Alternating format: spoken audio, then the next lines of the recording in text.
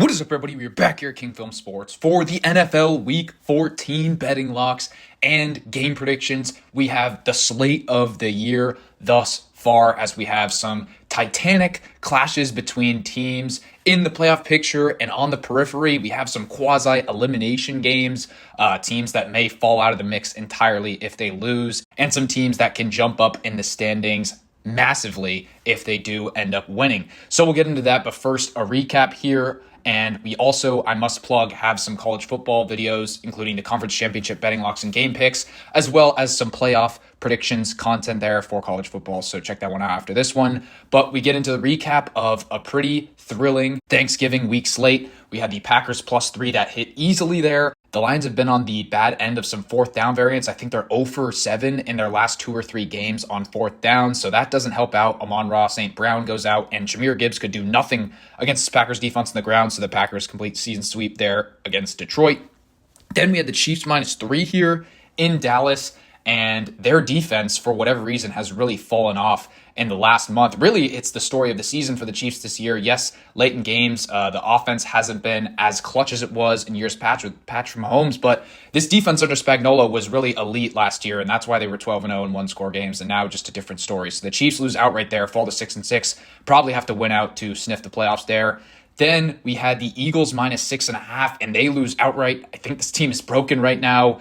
That offense always, for vast parts of the games, cannot score. And then their defense kind of got lit up by Kyle Monungai and DeAndre Swift, that Bears ground game, and Caleb Williams made a few plays there as well. So Bears go into a hostile environment, and via the Rams lost to the Panthers, they actually have the 1 seed for the time being there. Then Saints +6.5 against the Dolphins. This one looked pretty dead for most of the game. Saints offense just could do nothing against the Dolphins. Very sloppy game in South Beach, but the Saints get a late score there. Devon Bailey scores a touchdown, and the Saints end up losing by 4. So we ended up covering that 6.5 hook there. Then we had the Jets +3. They actually got outplayed in this game at home by Kirk Cousins and the Falcons. But as always with the Jets, a couple special teams plays are the difference, and some turnovers there. So the Jets end up winning with a long Nick Folk field goal at the buzzer there. Then getting to the next slate of betting locks here, we had the Titans team total over 17. Not sure if many people even watch this game. The Jags now do have the AFC South lead, but the Titans, again, look terrible here at home against this Jacksonville defense. Can't even get close to this team total over there. They get wiped by Jacksonville.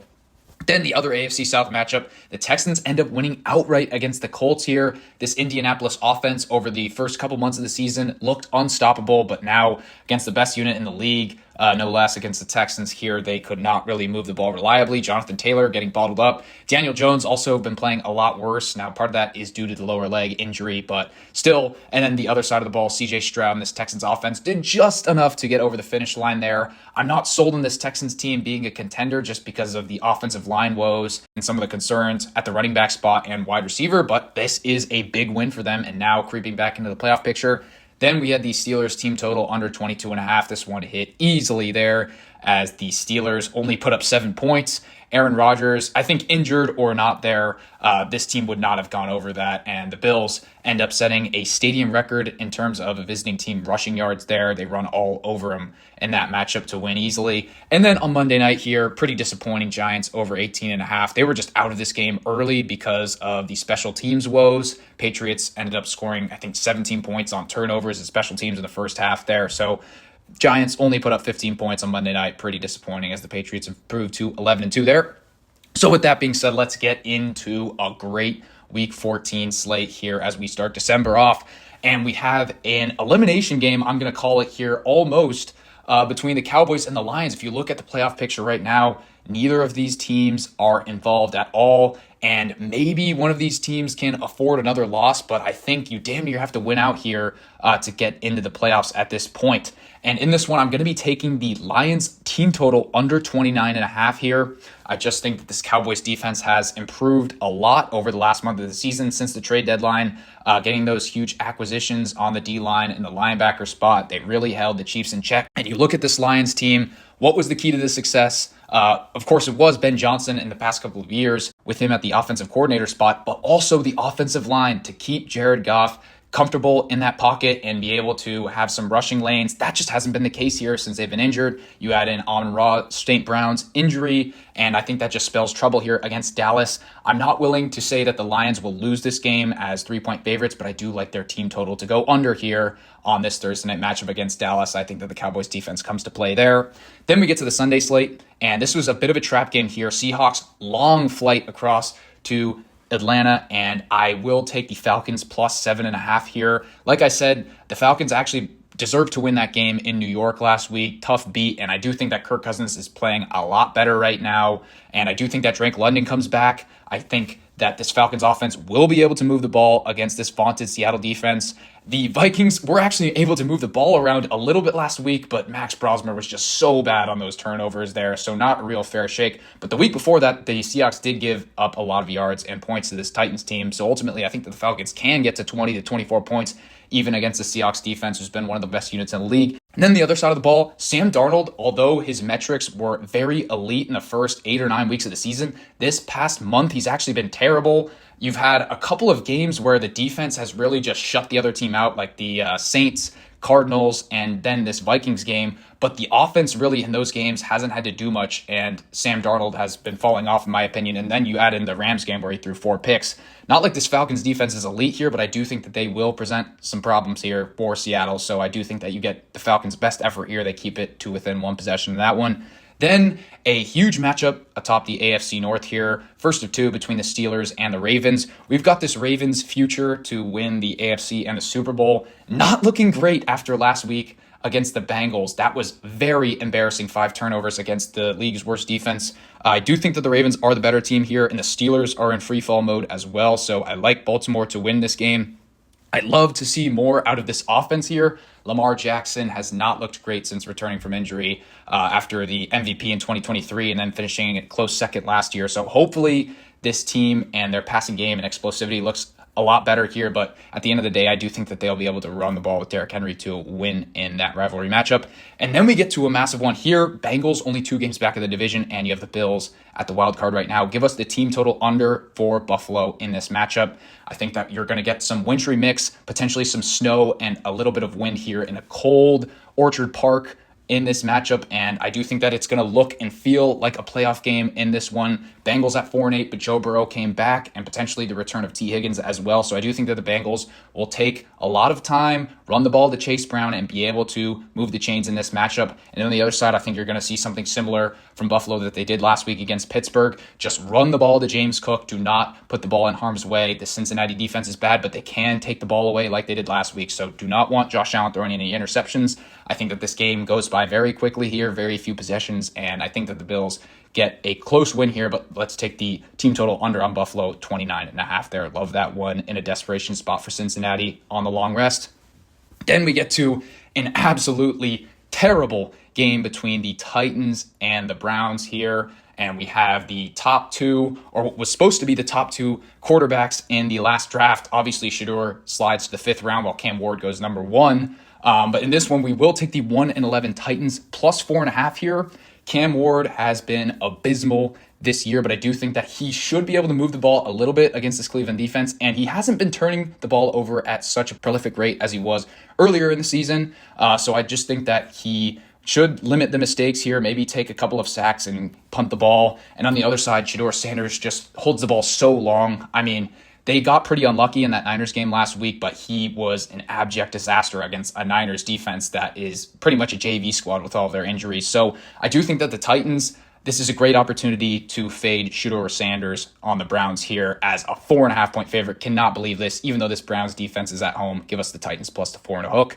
Then we get to the Commanders and the Vikings. Not a lot to say here. Great effort from the Commanders last week. Pathetic from Minnesota, but this is a good bounce back spot at home, so we will take Minnesota there to get the win. Then we get to the next slate of locks. We have the Saints team total over 16 in this matchup against the Buccaneers. These two teams played about a month ago, and the Saints could do nothing at home. I think they only had 3 points, so I'm expecting a much better effort on offense here. I do think that we see a much closer game than last time these two teams played, and I do think that it's been great, these packages with Taysom Hill and throwing the ball out deep down the field to Chris Olave and Devon Vele, trying to stretch out this defense because Tampa Bay's defense is not elite with all of these injuries there. So So I do think that the Saints keep it close in the rematch of the divisional matchup. Next, we get to a huge game in the AFC South. This is for first place in the division. The Colts actually have not won in Jacksonville in over a decade. And I think that the streak ends it here. Give us Indianapolis minus the 1.5. I just think that this Jags team has played a much easier schedule, and Trevor Lawrence will be exposed. Yes, the Colts have some defensive injuries here, but I do think that they will be able to stop Jacksonville, as I really don't think they played very well on offense in Tennessee last week. And then on the other side of the ball, I think this is a bounce back opportunity for Jonathan Taylor. This Jags team does have a great pass rush here, but I do think that this Colts offensive line will be able to neutralize that and get Jonathan Taylor going both on the ground and in the passing game here. I do think this is a great spot for Daniel Jones to bounce back as well. I think we see a little bit of a shootout here, which is a little counterintuitive, but I do like the Colts on the road minus 1.5 as a better team in Jacksonville there.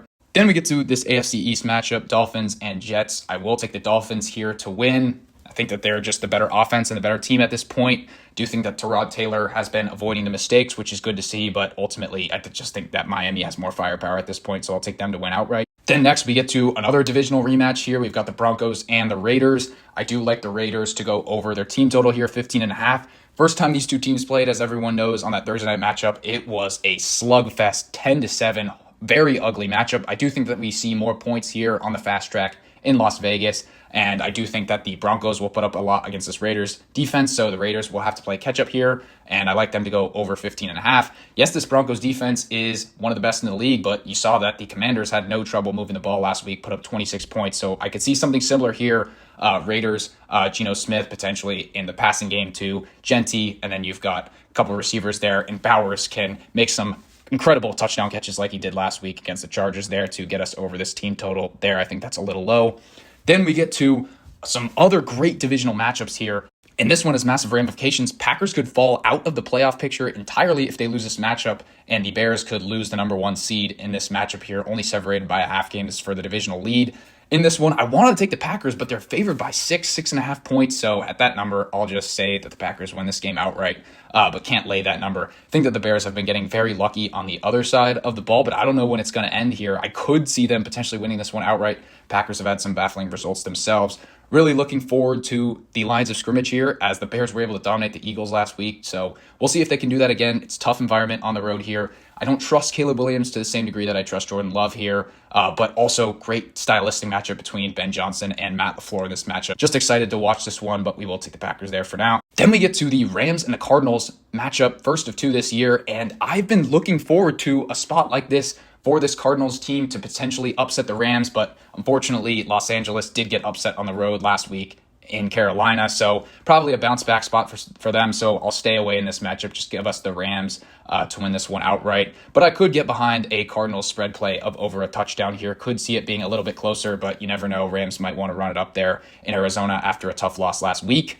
And then we get to the Sunday night matchup, Texans, Chiefs, and I know that a lot of people are saying that the Chiefs are already dead.